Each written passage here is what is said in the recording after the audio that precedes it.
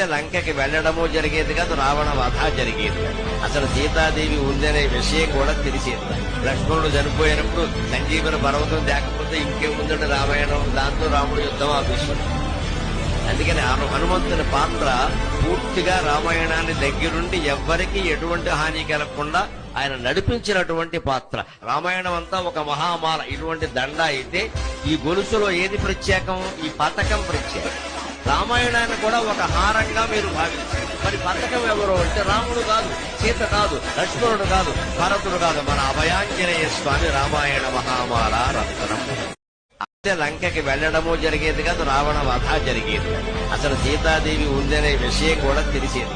లక్ష్మణుడు చనిపోయినప్పుడు సంజీవన పర్వతం లేకపోతే ఇంకేముందంటే రామాయణం, దాంతో రాముడు యుద్ధం ఆపేశాడు. అందుకని హనుమంతుని పాత్ర పూర్తిగా రామాయణాన్ని దగ్గరుండి ఎవ్వరికి ఎటువంటి హాని కలగకుండా ఆయన నడిపించినటువంటి పాత్ర. రామాయణం అంతా ఒక మహామాల, ఇటువంటి దండ అయితే ఈ గొలుసులో ఏది ప్రత్యేకం? ఈ పతకం ప్రత్యేకం. రామాయణాన్ని కూడా ఒక హారంగా మీరు భావించారు. మరి పతకం ఎవరు అంటే రాముడు కాదు, సీత కాదు, లక్ష్మణుడు కాదు, భరతుడు కాదు, మన అభయాంజనేయ స్వామి రామాయణ మహామాల రత్నం.